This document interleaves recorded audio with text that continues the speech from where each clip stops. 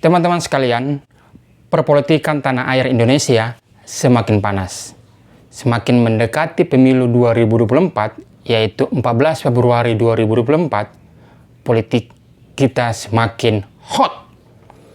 Ada yang masih diam-diam untuk memilih siapa, dan ada yang secara terang-terangan bersikap untuk memilih siapa. Tapi yang harus kita garis bawahi, untuk memilih satu pasangan atau presiden tertentu, kita harus melihat rekam jejaknya. Apakah rekam jejaknya baik atau buruk selama ini? Jangan asal-asal pilih kalau tidak punya rekam jejak yang baik.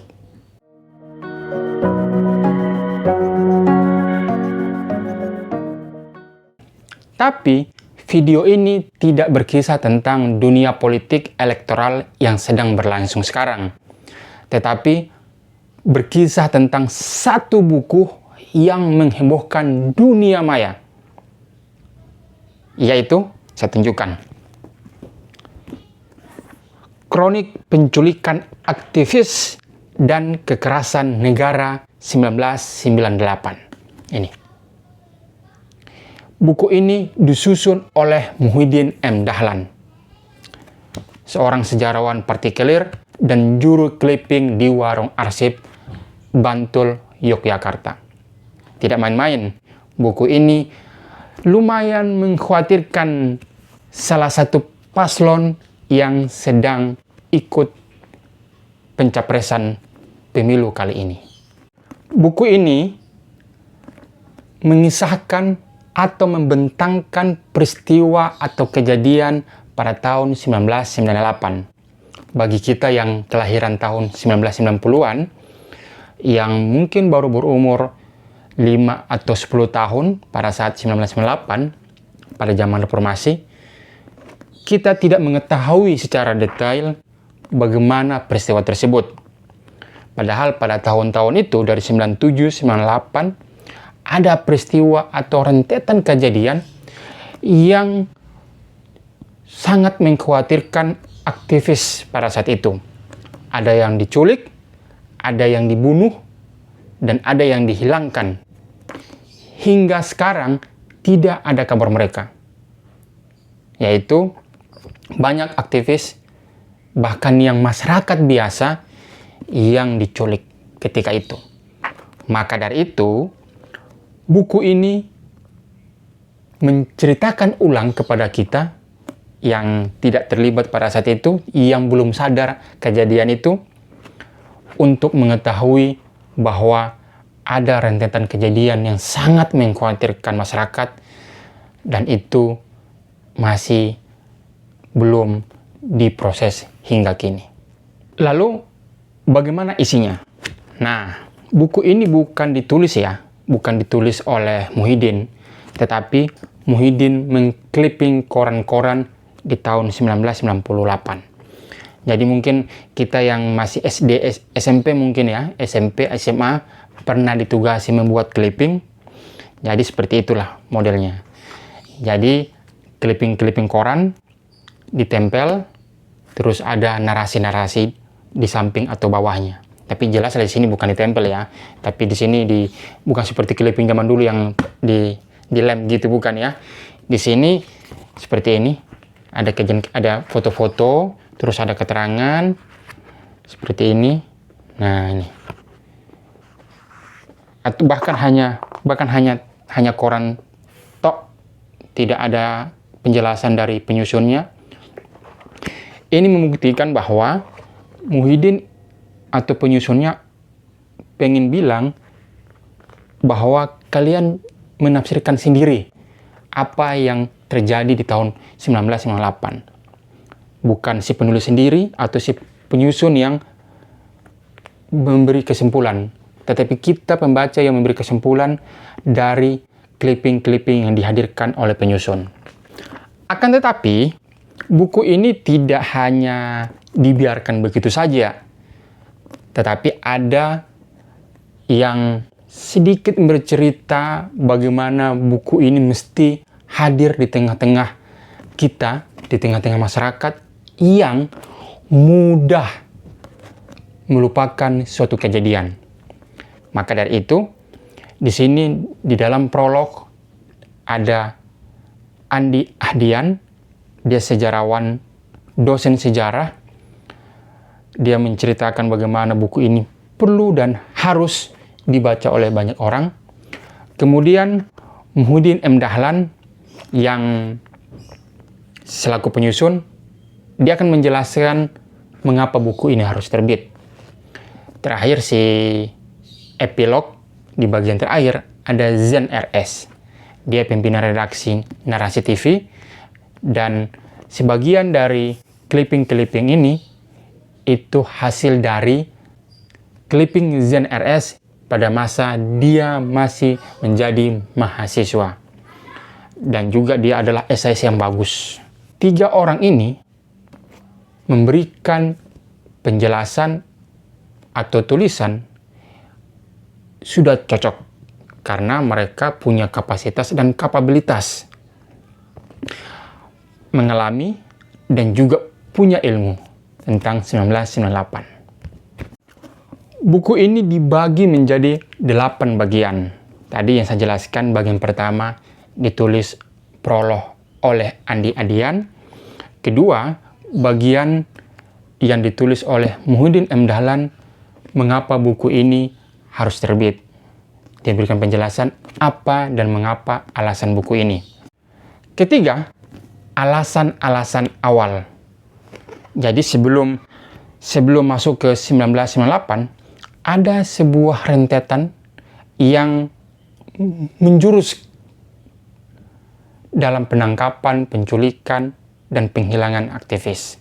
Jadi tidak ujuk-ujuk 98 langsung banyak aktivis yang diculik, tapi tahun-tahun sebelumnya sudah ada gejala-gejala dan memang sudah banyak yang diculik.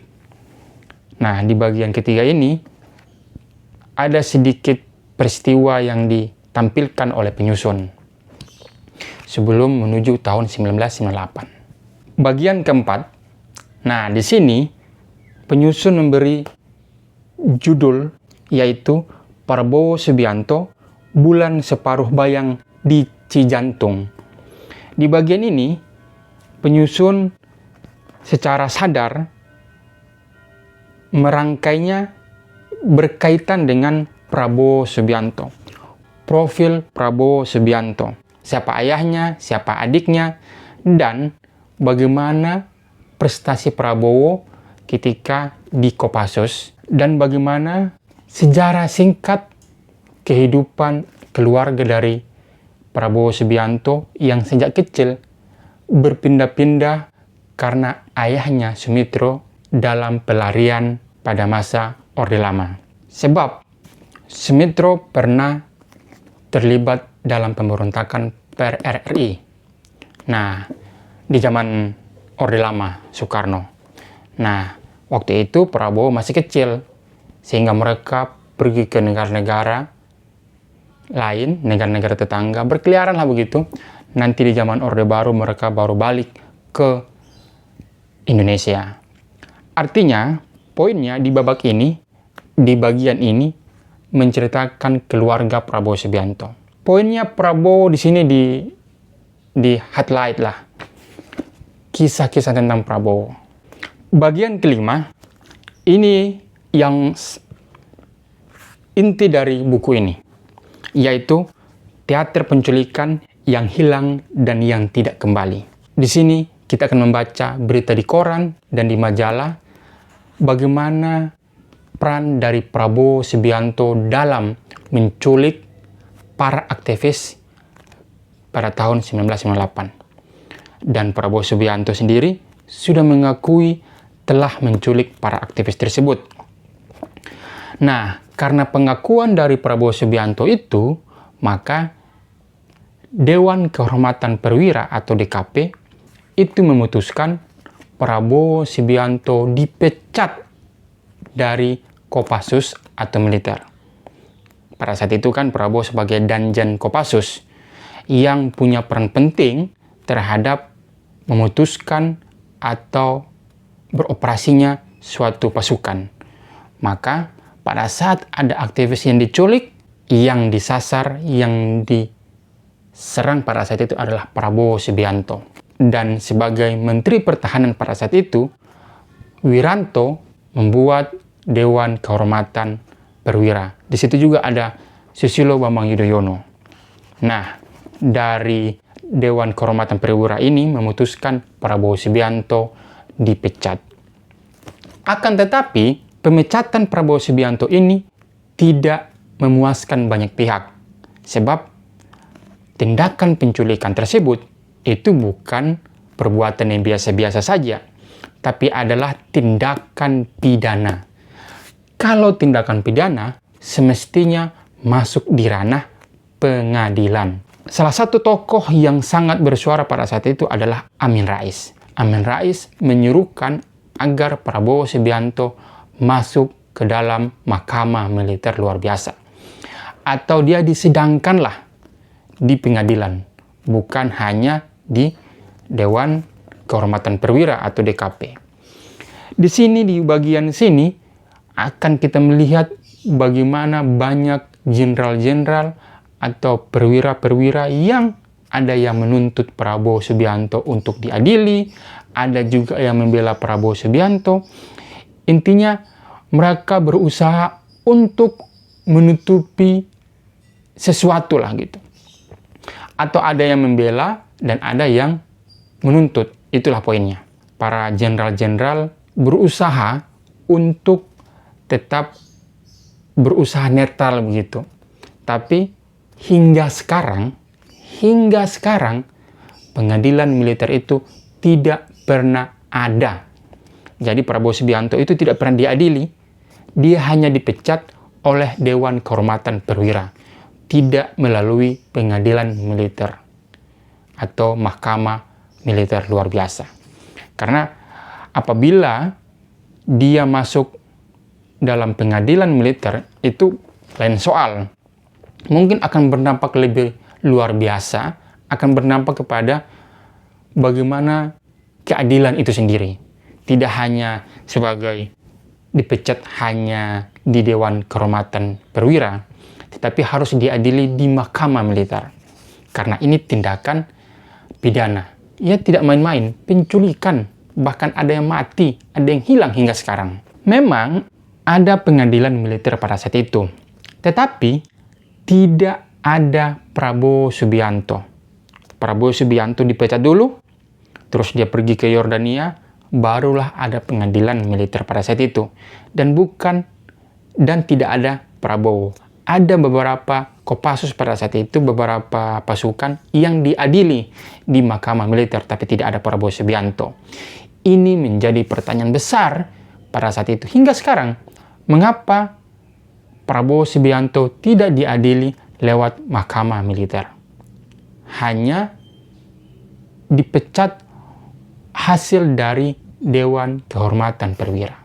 Apalagi pada saat itu, Prabowo Subianto sudah mengakui telah menculik para aktivis. Jelas ya, kalau sudah mengakui, apalagi? Ya harus dipidanakan. Ini seperti kasus Sambo begitu ya. Membunuh ajudannya, terus dia diadili di pengadilan dan di penjara. Semestinya seperti itu kejadian Prabowo Subianto terhadap orang-orang yang dia telah culik dan tidak kembali hingga sekarang. Nah, setelah kita mengetahui peristiwa atau tokoh-tokoh di balik dari penculikan aktivis pada bagian sebelumnya atau bagian ke-5, di bagian ke-6, di sini kita akan mengetahui atau membaca profil-profil aktivis dan tokoh-tokoh yang diculik, ada yang sudah dikembalikan dan masih hidup hingga sekarang, dan ada yang tidak kembali hingga sekarang. Penyusun Muhyiddin M. Dahlan memberikan judul Pengakuan-pengakuan. Tertusuk padamu, berdarah padaku.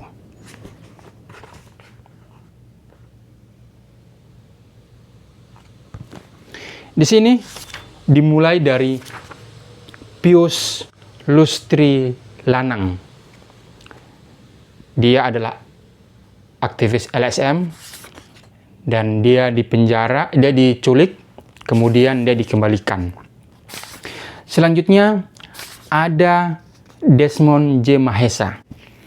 Dia dari Kalimantan, terus dia diculik, dia juga aktivis, lalu dikembalikan. Kemudian ada Hendrik Dixon Schreidt. Dia juga diculik dan dia dikembalikan. Kemudian ada Faisal Reza. Dia adalah aktivis dari jurusan sejarah Fakultas Sastra UGM. Sekarang dia di politisi Partai Kebangkitan Bangsa. Masih hidup. Dikembalikan. Ada sosok juga namanya Raharjo Waluyo Jati. Dia juga adalah korban dari penculikan, masih dikembalikan pada saat itu. Kemudian ada Nezar Patria. Dia adalah aktivis dari Solidaritas Mahasiswa Indonesia untuk Demokrasi. Dia lulusan Fakultas Filsafat UGM. Dia diculik di rumah Rusun di Jakarta. Kemudian dia dikembalikan. Ada Andi Arief. Andi Arief juga ini aktivis atau Ketua Umum Solidaritas Mahasiswa Indonesia untuk Demokrasi. Sekarang Andi Arief ada di Partai Demokrat. Dia diculik, kemudian masih hidup hingga sekarang. Kemudian ada Haryanto Taslam. Nah, Haryanto Taslam ini dia adalah Sekjen DPP PDI Perjuangan. Haryanto Taslam ini diculik, kemudian dikembalikan. Di sini ada tokoh-tokoh lain yang diculik tapi tidak dikembalikan, yaitu Ahmad Yusuf, Dedi Omar Hamdun, kemudian ada Noval Al-Katiri, lalu ada Ismail, ada Suyat, ada Yani Rian Afri, terus Petrus Bima Anugrah, dan Sony. Bahkan yang tidak kembali-kembali ini bukan seorang aktivis, ada yang partisan P3, ada yang hanya rakyat biasa, diculik dan tidak kembali hingga sekarang. Bagian ketujuh ini berkisah tentang Munir. Di sini diberi judul Munir, Bayangkara Korban Kekerasan Negara. Bayangkara Korban Kekerasan Negara. Saya kira buku ini mungkin sekitar 40% itu juga ada bagian Munir. Kenapa Munir banyak di sini? Karena Munir adalah koordinator Kontras. Kontras itu Komisi untuk Orang Hilang dan Korban Tindak Kekerasan atau Kontras. Karena banyak korban, banyak aktivis yang diculik, banyak rakyat yang diculik, maka mereka melapor ke Kontras. Pada saat itu, koordinator Kontras adalah Munir. Sehingga Munir menyuarakan apa yang menjadi masalah pada saat itu. Dia selalu berbicara di koran, berbicara di media massa, sehingga peliputan pada saat itu tersorot juga kepada Munir. Bisa jadi karena ini juga Munir mati diracun di pesawat pada 2004. Kan tidak jauh-jauh itu ya, 98, 99, 2000, 2001, 2002, 2003, 2004. Perjuangan Munir yang dari tahun 90-an hingga 2004 itu diputus, diberhentikan dengan cara dibunuh di pesawat. Nah, bagian sini Munir dikisahkan, ditampilkan bagaimana sentralnya Munir terhadap membantu orang tua korban. Bahkan Munir diberi gelar tokoh 1998 versi umat. Di sini ada, kan?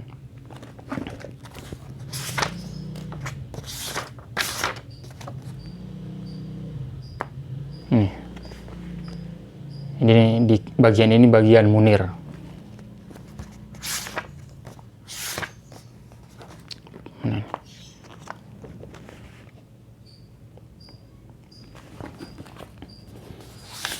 Jadi pada saat itu kalau kamu berani-berani melawan penguasa, ya siap-siap dihilangkan atau dimatikan. Terakhir, bagian epilog. Epilog disusun oleh Zen RS. Yang saya bilang tadi, Zen adalah pimpinan redaksi Narasi TV. Dia juga tukang clipping. Nah, si Zen RS menulis yang menurut saya bagus. Ya, dia menulis dengan judul Sebab Lupa Tak Bisa Membebaskan Kita. Zen. Ya.